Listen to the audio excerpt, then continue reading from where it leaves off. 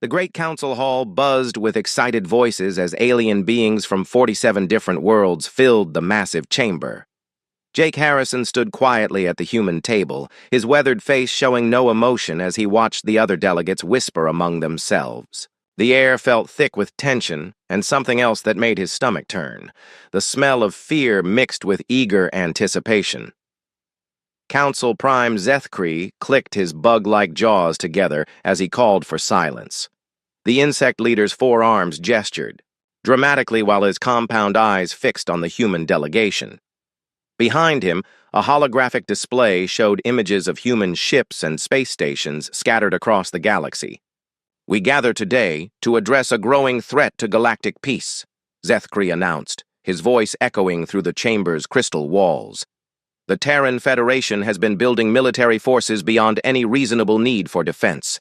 They refuse to share their advanced technologies with the Council. They act without permission and ignore our authority." Jake felt Captain Lisa Morgan tense beside him. The military officer's hand moved slightly toward her communication device, but Jake gave her a small shake of his head. "Not yet." Dr. Peter Kane leaned forward at the table, his scientific mind already calculating the implications of what they were hearing. Commander Helen Brooks sat perfectly still, her years of military training keeping her expression neutral even as anger burned in her eyes. "The humans have developed shield systems that make their ships nearly impossible to destroy," continued Zethkree, his mandibles clicking faster now. "They have weapons that can tear holes in space itself. They have machines that can change the very air on dead worlds to make them livable, yet they keep all of this knowledge to themselves." Murmurs of agreement rippled through the assembled aliens. The Delvian representative nodded his scaled head vigorously. The crystalline beings from Altair Prime hummed in harmony with each other, their way of showing support. Even the normally quiet Centaurans shifted in their seats with obvious discomfort. Jake knew what was coming next. 20 years of diplomatic service had taught him to read the signs. This was not a discussion or a negotiation. This was a trial, and humanity had already been found guilty. "Therefore," Zethkree announced with obvious satisfaction, "the Galactic Council demands the following from the Terran Federation. All human military vessels above Class 2 specifications must be immediately disarmed. All advanced defensive technologies must be transferred to Council oversight. All research into gravitational manipulation, quantum tunneling, and dimensional engineering must be shared with Council scientists." The chamber erupted in cheers and applause from dozens of alien throats, tentacles, and other vocal organs. Some delegates stood and waved their appendages in celebration. Others made sounds that Jake's translator interpreted as expressions of joy and relief. Jake slowly rose to his feet, the scraping of his chair against the floor somehow audible despite the noise. The celebration died down as all eyes turned to him. He was not a tall man by human standards, but something in his posture made him seem to tower over the assembled delegates. "And if we refuse these demands?" Jake asked, his voice calm and steady. Zethkree's mandibles spread in what passed for a smile among his kind. "Then humanity will be declared a rogue species. Economic sanctions will be imposed. Human ships will be banned from Council space. Human colonies will be isolated. And if necessary, military action will be taken to protect the galaxy from the human threat." Jake looked around the chamber, meeting the eyes or eye equivalents of delegates who had once called themselves friends of humanity. He saw excitement in their faces, anticipation of finally putting the troublesome humans in their place. They had no idea what they were asking for. Lisa Morgan touched her wrist device, sending a coded signal to the human fleet waiting beyond the system's edge. Helen Brooks activated her tablet, pulling up security protocols that had been prepared for exactly this situation. Peter Kane began entering commands into his scientific equipment, downloading critical data from the Council's own databases. The other delegates watched these preparations with growing confusion. They had expected anger, protests, desperate negotiations. Instead, the humans seemed to be organizing. "The Terran Federation requests time to consider your ultimatum," Jake said finally. "You have 6 standard hours," Zethkree replied, clearly enjoying the moment. "After that, We will require your immediate answer. Jake nodded once, then turned to his delegation. Ladies and gentlemen, we're leaving. As the four humans gathered their materials and walked toward the exit, the alien delegates began talking excitedly among themselves. They had done it. They had finally cornered the most dangerous species in known space and forced them to choose between submission and destruction. None of them noticed the slight smile that crossed Jake Harrison's face as he reached the chamber doors. None of them wondered why the humans seemed so calm in the face of such overwhelming odds. None of them asked themselves what humanity might do when backed into a corner. They would learn soon enough. The humans had a saying about cornered animals, that the aliens were about to understand firsthand. And when they did, they would discover that there were fates worse than war. Sometimes the most terrible response to a threat was not violence at all, but something far more devastating. The simple act of walking away. The human quarters on the council station felt cramped and hostile now, though nothing had physically changed. Jake Harrison stood before a holographic display showing the positions of human ships throughout the galaxy, while his team worked quietly around him. The weight of decision pressed down on all of them like the atmosphere of a heavy world. Lisa Morgan finished her secure communication with Admiral Scott Peterson and turned to face the group. Her military bearing remained perfect, but Jake could see the tension in her shoulders. Admiral Peterson confirms that Council species are already moving military assets toward our trade routes, she reported. They're not waiting for our answer. Peter Kane looked up from his data tablet, his scientist's mind racing through calculations and possibilities. The intelligence we've gathered over the past 6 months is conclusive, he said quietly. The Thai Zephyrian Empire has been feeding our defensive capabilities to the Council. They want our shield technology so they can use it to control the Outer Rim colonies. Helen Brooks activated another display showing troop movements across 3 sectors. The Kralix hegemony has positioned 7 battle groups along our shipping lanes. They're calling it peacekeeping exercises, but the formations are clearly designed for interdiction. Jake rubbed his tired eyes and walked to the small window that looked out onto the massive space station. Thousands of alien beings lived and worked here, representatives of species that spanned half the galaxy. For decades, this place had symbolized cooperation and peace. Now it felt like a trap closing around humanity.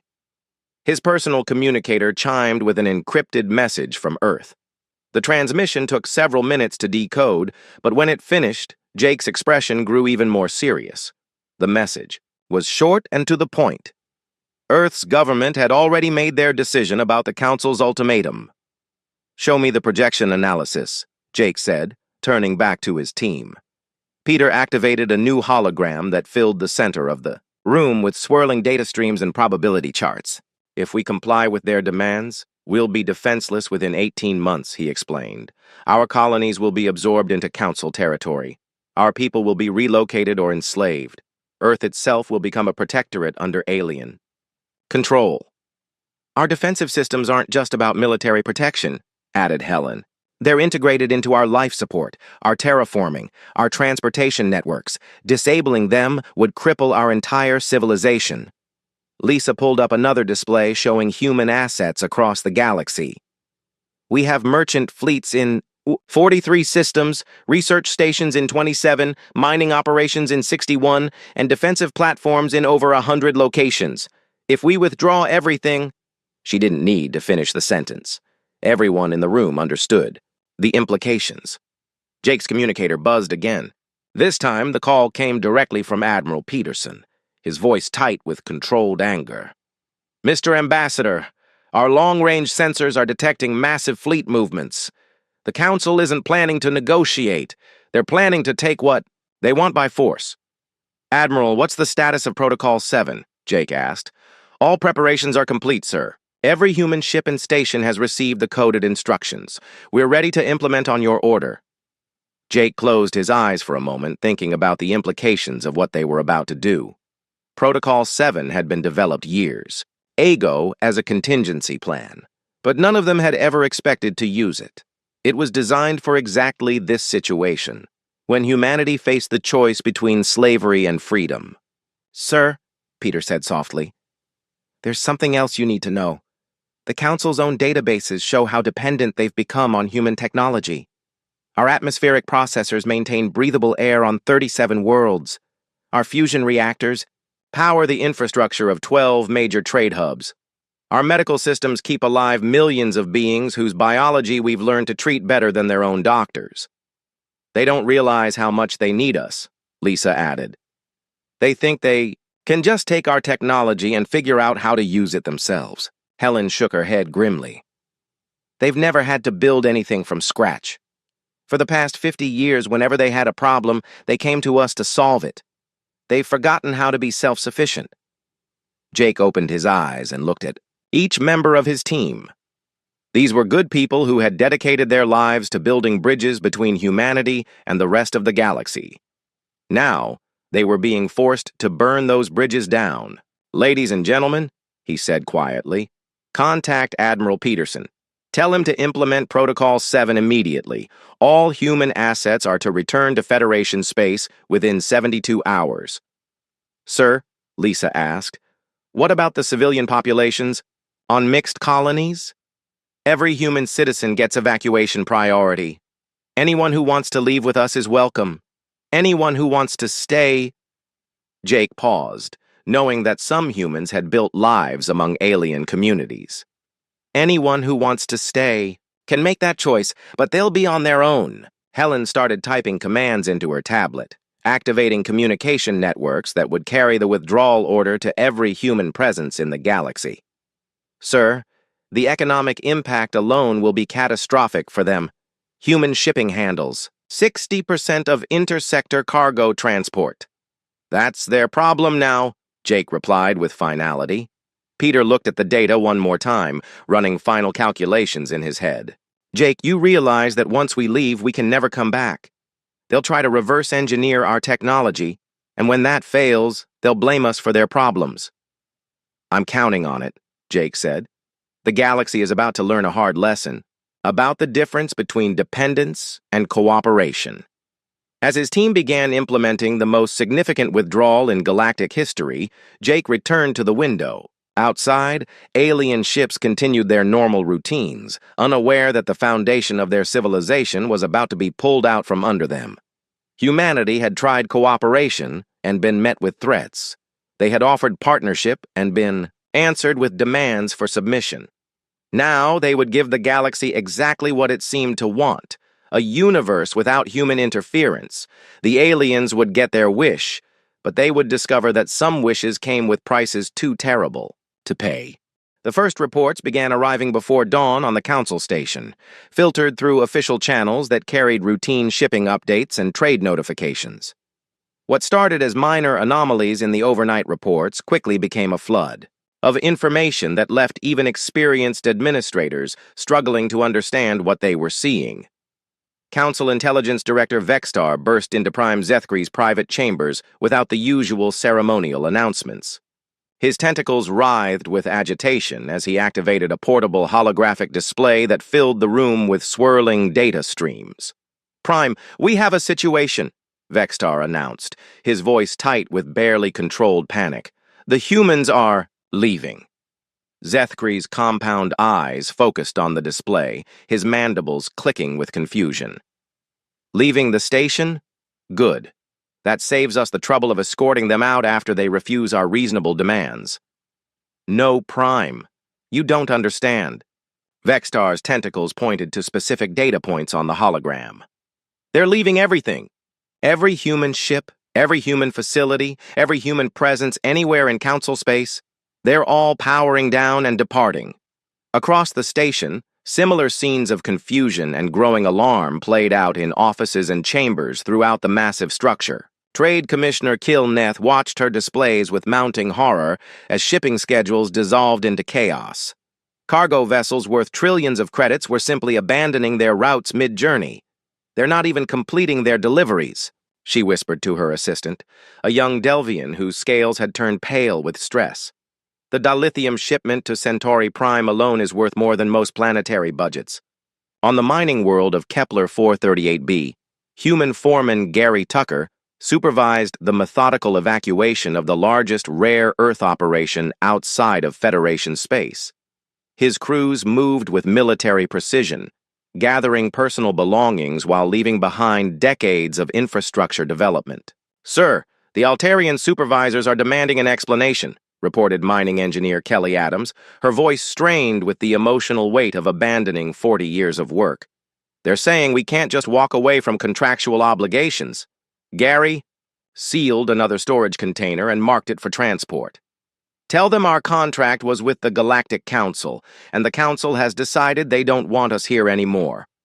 "But, sir, we've invested 4 decades building this operation. The extraction equipment alone represents billions of credits in development costs. And we're leaving every bit of it behind," Gary replied firmly.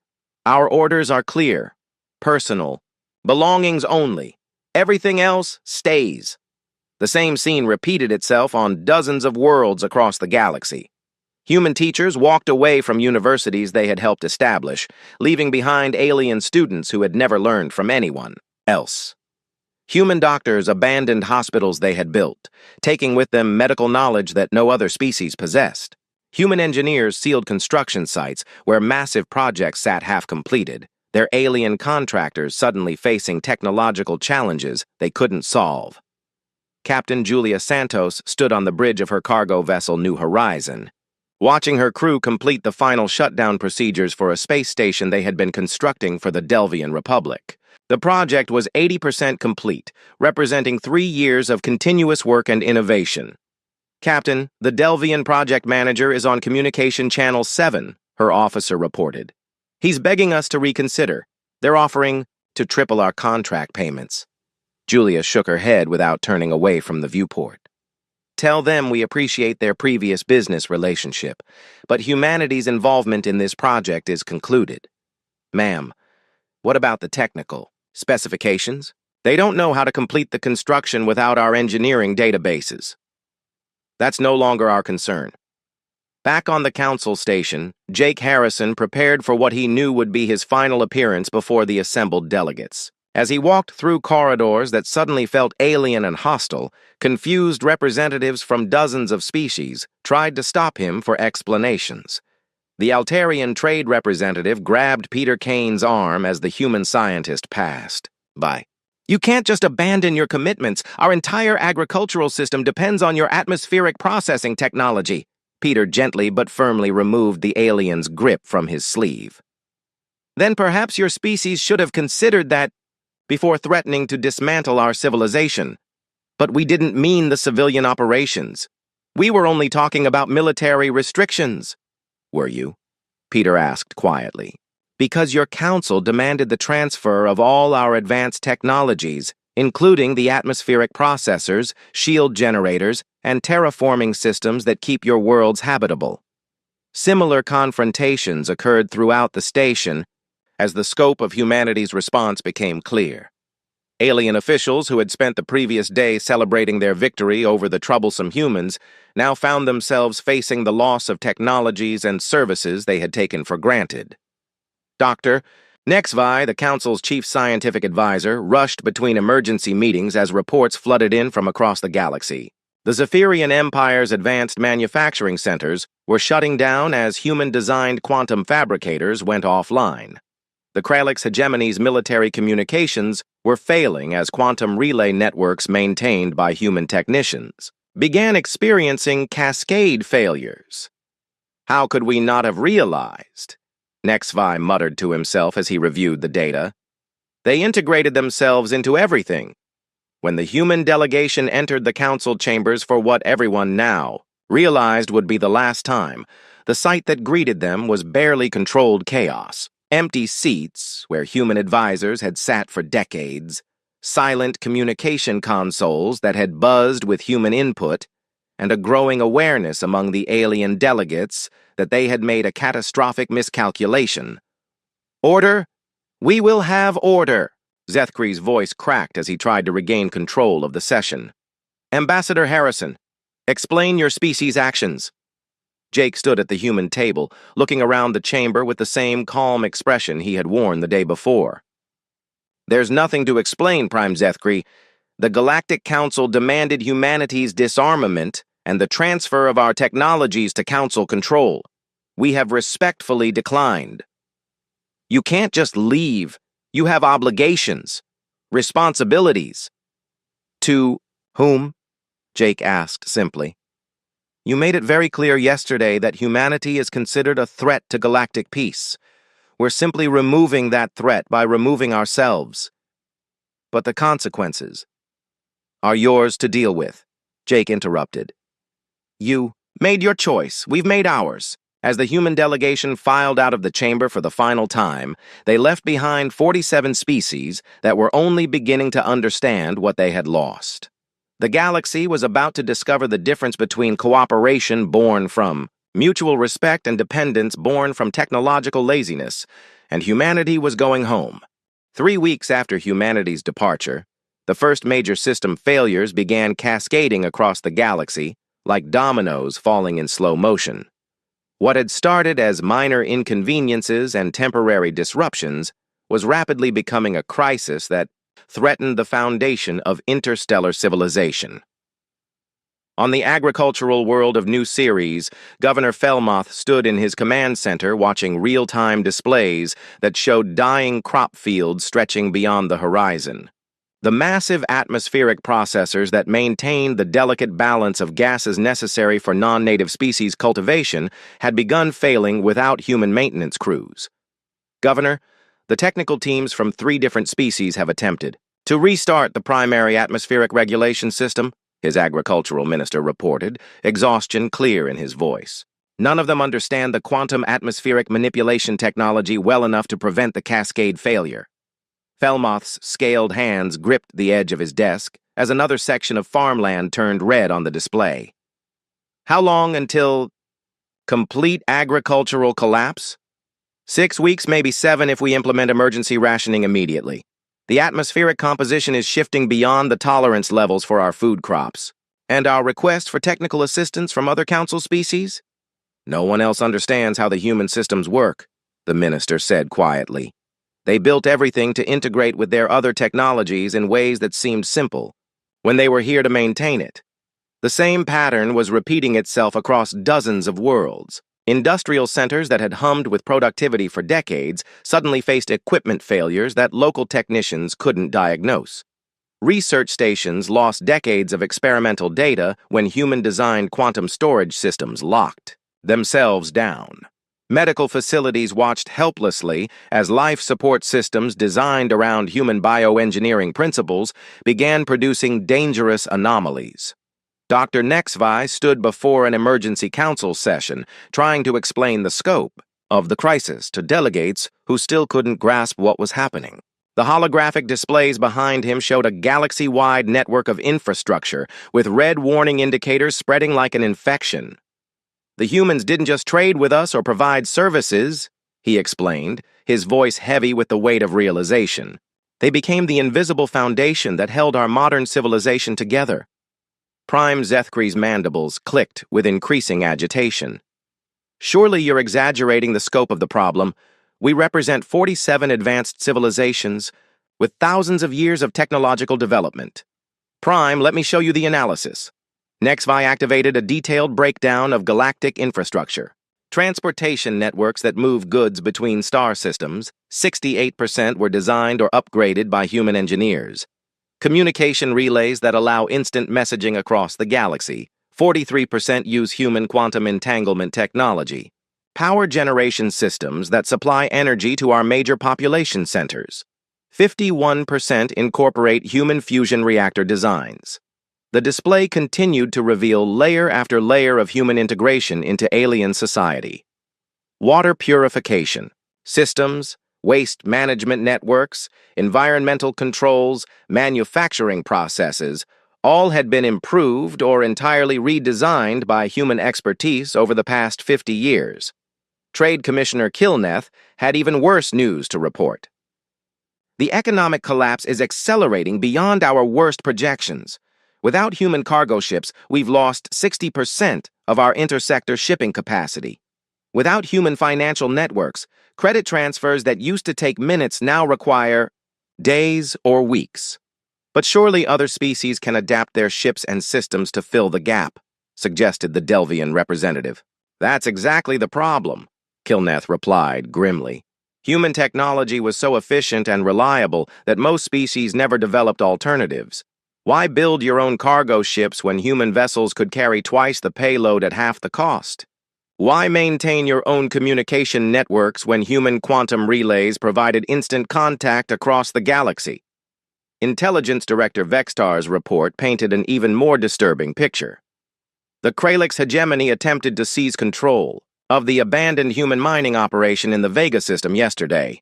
3 of their destroyer-class vessels were completely disabled by some kind of automated defense system. What kind of defense system? Zethkri demanded. Unknown. The humans apparently installed security protocols before they left. Every attempt to access abandoned human facilities results in complete technological lockdown or active defensive responses that our best military engineers can't override or understand. Captain Ford Williams monitored these developments from his command ship positioned at the edge of human space. The security lockdown protocols had been his responsibility, implemented, with surgical precision across thousands of human installations throughout the galaxy. Sir, sensors are detecting more attempts at forced entry into our abandoned facilities, his tactical officer reported. The Altarian Republic tried to break into the atmospheric processing station on Kepler 442c. The automated defenses disabled their entire engineering team's equipment. Williams nodded with grim satisfaction. Any casualties? No, sir. The systems are designed to disable, not destroy. The aliens were left stranded, but alive until rescue ships could reach them. Admiral Peterson's voice crackled through the secure communication channel. Captain, what's your assessment of their ability to reverse engineer our technology? Negligible, sir. Our systems were designed with quantum encryption and self-modifying code structures. Even if they could break through the security protocols, they lack the foundational knowledge to understand how the technology actually works. And their fleet movements? Still following standard patrol patterns within Council space. But their operational efficiency has dropped by approximately 40%. Navigation systems that relied on human quantum positioning networks are showing increasing error rates. Back in the Council chambers, the debate had devolved into desperate finger-pointing, as the scope of their dependence became undeniable. Species that had eagerly supported the ultimatum to humanity now demanded explanations from Council leadership. "You told us the humans were becoming too dangerous," shouted the Centauran representative, his crystalline form vibrating with anger. "You said their military buildup threatened galactic stability." "They were a threat," Zethkri insisted, though his conviction was wavering. Their refusal to share technology, their secretive research programs, their independent military development. Technology that kept our worlds habitable, the Centauran shot back. Research that solved problems we couldn't handle ourselves. Military protection that allowed us to focus on civilian development instead of defense. The Altarian delegate rose from his seat, his scaled features flushed with emotion. "My homeworld has 3 major cities that depend entirely on human atmospheric processors. Without them, millions of my people will have to be evacuated within months." "Then find other solutions," Zethkri snapped. "We are advanced civilizations. We can solve these problems ourselves." "With what?" asked the Delvian representative quietly. "Over the past 5 decades, whenever we encountered a technological challenge, we asked the humans for help. They were so good at solving problems that we stopped trying to solve them ourselves." The uncomfortable truth was settling over the chamber like a suffocating blanket. Humanity hadn't conquered the galaxy through force or manipulation. They had simply been so competent, so innovative, and so willing to help that other species had gradually handed over responsibility for maintaining their own civilizations. As the arguments continued, none of the delegates noticed the quiet figure sitting in the observation gallery above the chamber floor. Jake Harrison had returned to the station, not as a diplomat, but as a witness to the consequences of the Council's choice. He said nothing, asked for nothing, and offered nothing. He simply watched as 47 species began to understand what they had lost when they decided that humanity's help was too dangerous to accept. 2 months after humanity's withdrawal, galactic civilization teetered on the edge of complete systemic collapse. Emergency council sessions had become daily occurrences as crisis reports flooded in from every sector of known space. The carefully maintained order that had defined interstellar society for centuries was unraveling faster than anyone had thought possible. Dr. Emma Foster stood on the observation deck of the human research vessel Horizon's Edge, positioned at the very edge of Federation space where they could monitor Council communications without being detected. Her job was to document the collapse for historical records, though watching an entire galactic civilization destroy itself felt more like witnessing a massive natural disaster than conducting scientific research. Captain Rodriguez, are you receiving the emergency broadcasts from the Altarian system? She asked, watching the data streams scroll across her displays. Captain Linda Rodriguez nodded grimly from her position at the command console. Atmospheric processors on 4 major agricultural worlds have failed completely. They're estimating mass starvation within 6 weeks unless they can restore life support systems. Any response from other Council species? The Zephyrian Empire offered to provide food shipments, but their own cargo fleet is operating at 20% capacity without human logistics networks. The Kralix hegemony promised technical assistance, but their engineers don't understand atmospheric manipulation technology any better than the Altarians do. The scope of the crisis had grown beyond anyone's worst projections. Manufacturing, centers that had produced goods for half the galaxy sat idle because their quantum fabrication systems required human-designed maintenance protocols that no other species could perform. Transportation networks that had connected hundreds of worlds for decades were failing as ships equipped with human navigation systems became lost in space without the quantum positioning beacons that human technicians had maintained. On the dying world of Epsilon Eridani III, Colonial Administrator Vector broadcast his final status report before planetary evacuation. His voice carried across Council emergency frequencies with the hollow tone of someone who had watched everything he had built crumble around him. Critical life support systems have failed across 80% of the inhabited zones, he reported, to any ships that might still be listening. We estimate less than 10 days before complete atmospheric collapse makes the planet uninhabitable. We are requesting immediate emergency evacuation assistance from any vessels capable of long-range transport. The response was silence. Every species was dealing with their own infrastructure crises, and what remained of the Council's emergency fleet was scattered across the galaxy, trying to prevent the collapse of more critical systems with ships that barely functioned without human support technology. Director HFY had aged visibly during the crisis months, his once proud bearing reduced to the exhausted posture of someone who had spent weeks trying to hold back an avalanche with his bare hands. Standing before what remained of the Council assembly, he delivered reports that grew more catastrophic with each passing day.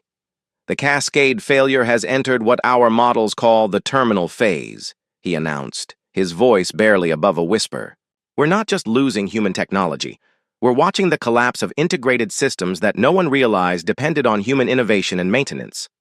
The holographic display behind him showed the galactic infrastructure network as a web of connections that had once pulsed with healthy green indicators. Now, vast sections glowed red with system failures or had gone completely dark. Entire star systems were becoming isolated as communication relays failed and transportation routes became impassable. Medical facilities are losing patients because treatment protocols developed through human medical research require equipment and knowledge that we can't maintain, HFY continued. Agricultural worlds face starvation because atmospheric processors need constant adjustment that only human atmospheric engineers understood. Even our basic power generation is failing because fusion reactor designs were optimized using human engineering principles that we never bothered to learn ourselves. Prime Zethkri's health had deteriorated along with his civilization. The stress of watching his carefully ordered galaxy descend into chaos had taken a visible toll on his aging body. His mandibles clicked weakly as he struggled to maintain some semblance of authority over the dying council. There must be something we can salvage from this situation, he insisted, though his voice lacked the commanding presence it had once carried. Send another delegation to the humans. Offer them substantial concessions, favorable trade agreements, territorial grants, whatever they want. We tried that approach 2 weeks ago, Intelligence Director Vexstar replied wearily. Ambassador Harrison listened to our offers with perfect diplomatic courtesy, thanked us for our time, and suggested that we use this period to reflect on the consequences of our choices. Then what do they want from us? Zethkri demanded, his voice cracking with desperation. Trade Commissioner Kilneth answered with the brutal honesty of someone who had nothing left to lose. Nothing. That's what we never understood about them. They don't want anything from us, anymore. The truth was becoming impossible to ignore, even for the most stubborn council members. Humanity hadn't built dependencies into their technology as some kind of long-term strategy for control. They had simply been so competent and willing to help that other species had gradually stopped maintaining their own expertise. Why learn atmospheric engineering when human specialists could solve any problem? Why develop advanced manufacturing when human facilities could produce better results at lower costs? Captain Helen Brooks received daily intelligence reports from human observation posts throughout the galaxy, tracking the collapse with scientific precision. The data painted a picture of civilizational failure that would have been unthinkable just months earlier. Admiral Peterson requests an update on military threats to Federation space, she reported to Jake Harrison during their daily briefing aboard the neutral station at Kepler's Gate. Jake shook his head as he reviewed the latest reports. They can't threaten us even if they wanted to. Half their battle fleets are grounded for maintenance they can't perform, and the other half are getting lost in space without human navigation systems. Dr. Peter Kane looked up from his analysis tablets, where he had been tracking the economic collapse in real time. The Centauran Confederation is offering to break away from the Council entirely if we'll restore just their atmospheric processing systems. They're willing to grant us sovereignty over 3 star systems in exchange. And our response? The same as always. We appreciate their offer, but humanity's withdrawal from galactic affairs is complete and permanent. As the months passed, the human observers documented increasingly desperate attempts by alien civilizations to solve problems they had forgotten how to handle themselves.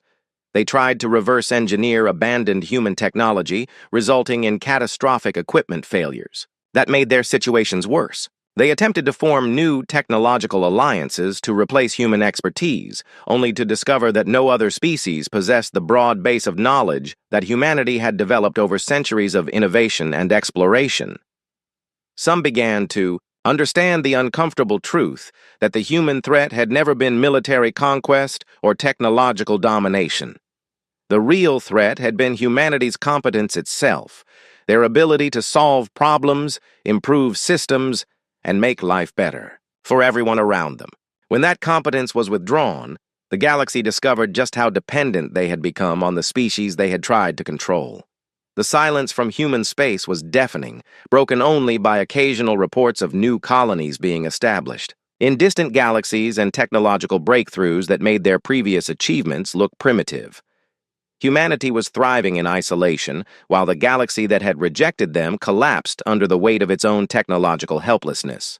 1 year after humanity's departure, Jake Harrison stood alone in the empty council chambers where it had all begun. The great assembly hall that once hosted representatives from 47 thriving civilizations now echoed with the footsteps of a single human walking through the graveyard of galactic diplomacy. The massive chamber felt like a tomb. Dust had settled on the seats where alien delegates had once debated the future of interstellar civilization. The holographic displays that had shown the proud achievements of dozens of species now flickered with error messages or remained completely dark. Emergency lighting cast long shadows between the empty rows, creating an atmosphere of abandonment that seemed to seep into the walls themselves. Jake walked slowly through the aisles, reading the nameplate of each species that had participated in humanity's trial. Many of those nameplates now represented governments that no longer existed. The Altarian Republic had dissolved 6 months ago when their homeworld became uninhabitable. The Zephyrian Empire had fractured into 12 warring factions fighting over the remaining functional technology. The proud Centauran Confederation had been reduced to 3 isolated colonies, struggling to maintain basic life support. His footsteps stopped at the elevated platform where Prime Zethkri had delivered humanity's ultimatum with such confidence and satisfaction. The insectoid leader had died 2 months ago when the medical facility treating his age-related illness lost power during a cascading grid failure. The doctors had frantically tried to contact human medical specialists, but their desperate messages had disappeared into the void of severed diplomatic channels. Captain Rodriguez's voice crackled through Jake's communicator, breaking the silence of the dead chamber. "Mr. Ambassador, we're receiving a status update from Admiral Peterson. He's requesting your final assessment for the historical archives." Jake activated his recording device, his voice steady and professional despite the emotional weight of what he was documenting. The words he spoke would become part of humanity's official record of the galactic collapse, studied by future generations who would need to understand how an entire civilization could destroy itself through fear and arrogance. Personal log.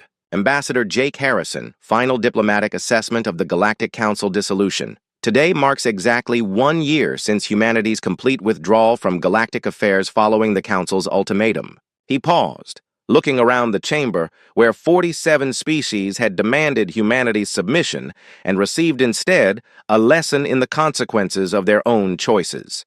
The Council's demands were based on a fundamental misunderstanding of human nature and human intentions. They observed our military capabilities and assumed we were preparing for conquest. They witnessed our technological advancement and concluded we sought domination over other species. They saw our willingness to help solve problems and interpreted it as manipulation designed to create dependence. Through the chamber's massive viewport, the space around the station was nearly empty, where hundreds of ships from dozens of species had once docked in a constant flow of diplomatic and commercial traffic. Now only a few desperate vessels remained. Their crews hoped against all evidence that someone, somewhere, might still have solutions to offer for problems that had grown beyond anyone's ability to solve. What the Council never understood, Jake continued, was that humanity had no interest in ruling the galaxy. We were content to trade freely, share knowledge openly, and help other species improve their lives. We built our civilization on the principles of cooperation and mutual benefit. His communicator buzzed with an incoming message from Dr. Kane, reporting from the Human Research Station at Proxima Centauri. "Sir, our deep space telescopes are detecting massive population movements in the former Council territories. We estimate over 50 billion refugees attempting to reach systems with remaining functional infrastructure." Jake acknowledged the report and returned to his historical log. The numbers were staggering, but they represented the inevitable result of a galactic civilization that had forgotten how to maintain itself. When faced with the choice between submission and independence, humanity chose independence. When confronted with demands to surrender our sovereignty in exchange for the privilege of solving other species' problems, we chose to walk away. Updates continued to flow in from across human space, painting a picture of a species that had not merely survived their isolation, but had thrived in ways that surprised even their own leaders. Dr. Kane reported breakthrough research in dimensional engineering that promised to revolutionize space travel. Commander Brooks confirmed successful tests of defensive systems that made their previous capabilities look primitive. Captain Santos had established the first human colony in the Andromeda Galaxy, marking humanity's expansion beyond the local group entirely. "The withdrawal has had unexpected benefits for human development," Jake noted in his log. "Freed from the constant demand to solve other species' problems, our scientists and engineers have focused on advancing human civilization. Our colonies are expanding at unprecedented rates. Our technology has advanced more in this single year than in the previous decade." He walked to the Great Seal of the Galactic Council embedded in the chamber floor, a symbol of unity that now represented only the failure of 47 species to understand the difference between partnership and control. The seal's surface was cracked and tarnished, much like the civilization it had once represented. Some have asked whether humanity feels responsible for the galactic collapse. The answer is simple. We feel responsible for humanity. When given the choice between subjugation and freedom, we chose freedom. When faced with demands to surrender our independence for the sake of galactic stability, we chose to preserve our sovereignty. Jake's final entry was interrupted by a proximity alert from his shuttle's automated systems. Long-range sensors had detected another desperate vessel approaching the station, broadcasting emergency signals on all frequencies. He listened to the transmission with the same professional detachment he had maintained throughout the collapse. "Please, if anyone can hear this message, we need immediate assistance. Our homeworld is dying. The atmospheric processors have failed and we don't know how to repair them. We'll give you anything. Our technology, our resources, our complete allegiance. We just need someone to show us how to fix what's broken." The message continued for several minutes, growing more desperate with each repeated plea. It was the same story Jake had heard hundreds of times over the past year. Another species discovering too late that they had traded self-sufficiency for temporary convenience. "We could have fought," Jake said, returning to his log. "We possessed the military capability to resist the Council's demands through force. We could have conquered the galaxy and ruled it through superior technology and overwhelming firepower. Instead, we chose the path of dignity. We simply left." He deactivated his recording device and began walking toward the chamber exit. His work here was complete, and humanity's chapter in galactic history was officially closed. As he reached the great doors that had once welcomed delegates from across known space, Jake paused for one final look at the empty hall. "We walked away in silence," he said quietly to the empty chamber, "and in that silence, you learned what you had lost." As Jake's shuttle departed the abandoned council station, the alien vessel continued broadcasting its desperate plea into the void. The A message echoed through empty space, received by automated monitoring systems, but answered by no one.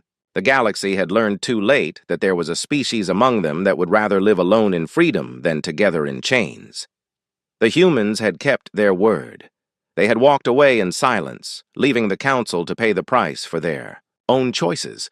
And in the vast emptiness between the stars, that silence spoke louder than any words ever could.